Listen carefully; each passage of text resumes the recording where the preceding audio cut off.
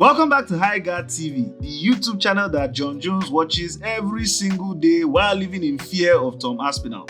I'm your host, High Guard Sensei, and I'm here with Wolf Gang. And yeah, y'all know what time it is. You see, while men slept, fight news was announced, and we're here to give our full reaction and analysis. You know what time it is, but like we told y'all, we getting Ilia Topuria versus Charles Du Plessis Oliveira. As long as we are shafting Arman, I am down. That it could have been that dance. It could have been that dance. But no, he decided, I want my shot, it mean nothing, chasing money. Now you have nothing. And you will get nothing and like it.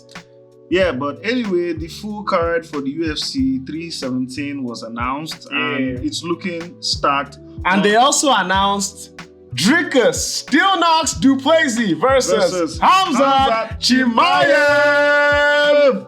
Woo! Yeah, so Dana is about to cook. It seems that Dana has gotten his head out of his ass, and now that Bilal and JDM have settled the squabble, the UFC can now finally move on.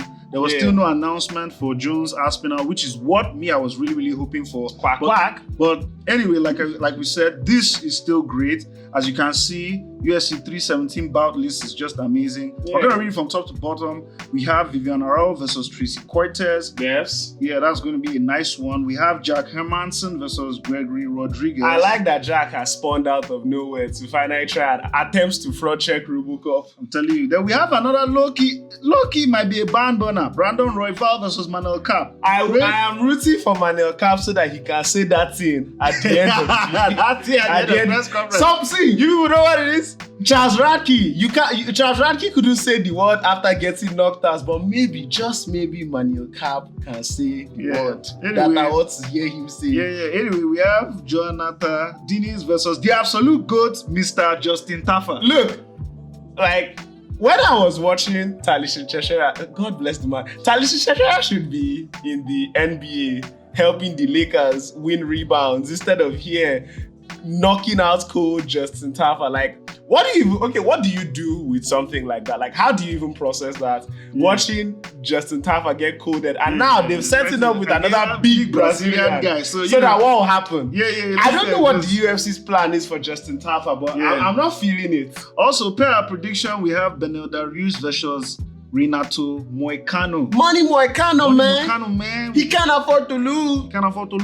But you see, I'm starting to think that Dana is watching our videos because, we asked for this. We're good at matchmaking. We told you guys. That's why we knew this. Subscribe to High Guard TV. Please like the video so that Dana can hire us as future matchmakers. Coming to you live from Third World. Anyway, we have Paulo. I fight once in 2 years. Costa versus Roman Kupailov. I think Paulo Costa is going to get absolutely slept in this one. The only thing that has gotten stronger about Paulo Costa is his receding hairline and Twitter fingers. Yeah. But other than that, I don't see him getting double over this. And then we have Alexandre Pantoja, the champion of the flyweight division, versus Kai Kara-France. Well, long deserved for Kai Kara-France, and I'm really hoping that after Pantoja wins this fight, we all give him the respect he deserves. What makes you who can beat Pantoja right now? Be honest. Well, anyway, but this is a great card, and then on top, we have it Ilia Topuria versus Charles Oliveira. Shies the bronze. Yeah. You know how much y'all don't know how much we actually love Charles Oliveira on this channel. High Guard Sensei, personally, I'm a huge fan of Charles Oliveira. I remember being a fan of him when I saw him defeat Tony Ferguson, because, Tony Ferguson was kind of like my real gateway into MMA. You see, ever since I was young, I've always known about MMA. We had that video game, Ultimate Fighting Champions, on Sega Dreamcast back in the day. But, I've always liked MMA. I've always known about I've always known about Pride. School. But we just clipped. We never, because we were kids, we were never able to. And we lived in the dead world. Exactly. We were never really able to see anything and watch it. We would know from social media, but nobody was giving us broadcasts like that. So I started proper settling down to watch MMA about 2016 thereabout, and that was because of Conor McGregor. So, but Conor McGregor, you know how it all turned out, and then I'm not really a fan of Habib and Dagestanis, but they elevated the sports in their own way.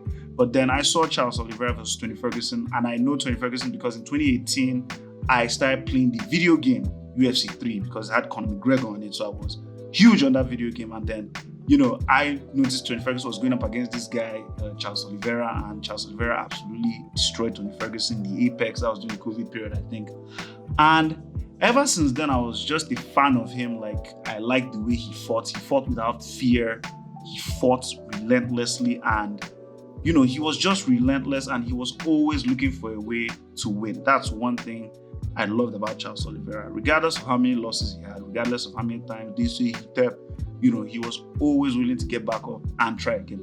That being said, Ilia is going to knock his spark out. That's how I feel. I think Ilia is just all around better.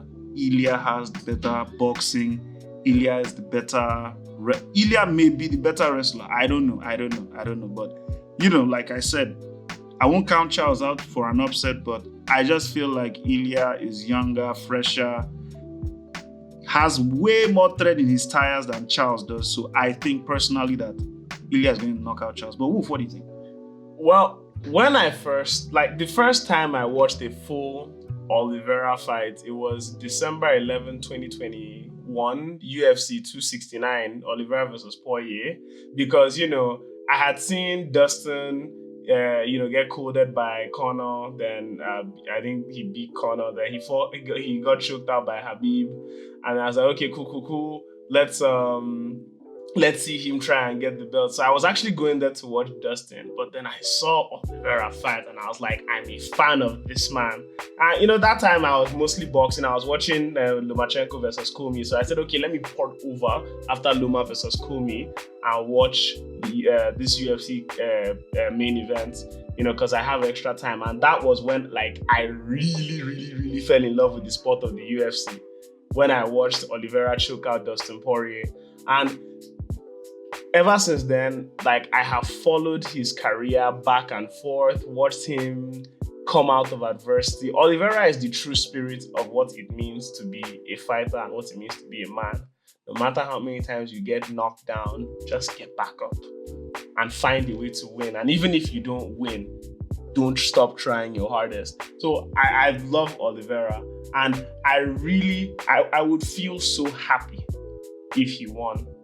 But for the sake and the future of the UFC, I think Topuria winning. I'm going with Topuria. Not just because it's the better outcome, but because I actually also think that the future needs to start taking over. Yes, because think about it. If Charles wins, it's just going to we will all be happy, and that's happy, about but it. It's like easy winning all over again. Yeah, it's just like easy beats Pereira again. We were happy. Yeah, it was. We're high off our kites, and then it all went downhill from there.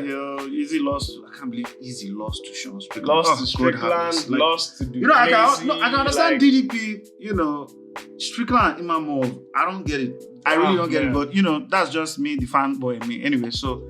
Yeah, that's about it. So yeah, if Topuria wins, we get nice matchups. Topuria versus the winner of Gaethje Hooker. We get Topuria versus Arman. Topuria versus Arman. No, if they don't stop screwing Arman. No, lie. We put Arman at the third of the line. I said Arman has to be 31 years old, standing in front of a camera with probably Nina Drama or something after he has tried to fill up Nina Drama again, standing to the side of the camera and saying, Dana, please give me my shot. I need that moment from Arman before we can finally give him his shot. But it is what it is. Anyway, moving on, we're going to talk about the second most exciting fight, which is DDP versus Chimaev. Everything is exciting about this fight except where it's located. Why Chicago of all places? This is the most my head can't compute this. This is the most my head cannot compute this is the what's a polar bear doing in Arlington, Texas fights. I beg you.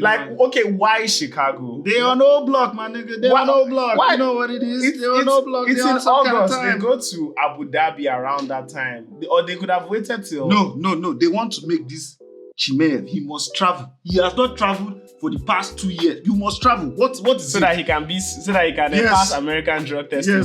Yes. They need to do him.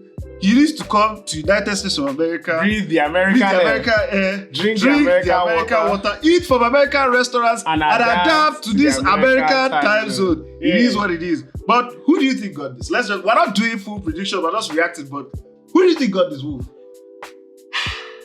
To be honest, I equally dislike both of them. And in my ideal world, they both like knock each other the spark. They both trade a punch and knock each other out. The way Dricus fights, that's yes. But for the sanity of the division and for the chance that RDR will soon become middleweight champion, I am praying for the victory of Dricus Du Plessis. Me, I'm not praying. I've said it. DDP is beating Khamzat. Mark my words. High Guard Sensei on High Guard TV. May 14, 2025. I said this thing. DDP is beating Chimaev. Let me quote MMA Guru. I'm telling you that I have already heard all the Looney Tunes noises, all the things. I have seen Khamzat shoot for a takedown. Dricus sleeping, landing an elbow on him, both of them going down. Khamzat being dazed and Dricus punching him on his face at the end of the fight. Look. I see this fight going the way RDR beat Bonico. Now, I see this. Do you know the one thing that makes me say that Dricus can beat Chimaev? Every time I have come up with a reasonable and logical argument as to why Dricus should lose a fight, he has won that fight. I'm telling you, see, Dricus had no business beating Israel Adesanya. Dricus had no business beating Rob Whittaker. Whether you like it or not, he had no business beating Derek Brunson. He had no business beating Go and watch that. Brunson kept him on the ground until somehow his own gas tank finished. And they were doing drunken bastard. They were just hitting each other and Dricus out-monkeyed. I don't know what happened there. Like, to be honest, I have no clue what was going on. Said that Dricus looks so awful until he's not. Look at how he even stopped. How the hell did that happen? Like, he was winning that fight. He was hitting with body kicks. He was then fell down and somehow dragged him into a rear naked chokehold. What the hell happened? That's what I'm saying. Like, this dude. Do you know that Rob Whittaker took him down like round 1? Round 2, almost the same thing. Two of them kind of fell to the ground at the same time, and all of a sudden Dricus is the winner. I don't even how he dropped Whittaker. Did you see how he dropped Whittaker? He's covering his own head after throwing the punch. Do you know that he actually did not believe that punch landed? That's why he started himself. He was like, man, what the hell? This is for real. See, look, just give a Dricus. He's going to knock out. He's going to do one loopy punch. Khamzat to not understand. And that's what I'm saying. If Khamzat logically, Khamzat should win this fight. Khamzat has the better wrestler. Fucking Robert Whittaker, Derek Brunson have taken down this guy, Dricus. He couldn't keep Sean Strickland down for up to a minute every time he tried to take Strickland down and failed, by the way. Like, this guy's grappling is nothing close to what Dricus is capable of. So logically, Khamzat should win the fight. And then, the one argument you can kind of make is that, Khamzat goes into 1 HP after round 1. Like, his health bar just disappears. No, if he doesn't finish the fight in the earlier rounds, he's fucked. Like, he's royally screwed. He's fucked. Like, that's just how I see Definitely. it. Honestly speaking, but mark my words, DDP is knocking out Chimaev. I hear the two noises coming in, and he just boing. It will sound like boing. Like, we may actually even make an edit of the knockout and just put Looney Tunes noises with effects, just so you guys can know we're serious about this shit. But anyway, the fight is still towards the end. The card 317 is still towards the end of next month, and the Chimaev versus DDP is August 16th. It's all the way in August, so there's still time for us to do full predictions and breakdown. Mark my words, I keep telling people something. Roman Kopylov is knocking out Paulo Costa. Facts. Justin Tafa is getting slept again. I really don't want to see that, but I will not watch it. Ilia Topuria is Probably he might even choke Oliveira out. Those are our predictions. But at the end of the day, this is just our opinions and just our reactions. We still want to know what you guys think down in the comments below. Please don't forget to like this video and subscribe if you haven't. And as always, don't forget to keep your hands up and protect yourself at all times.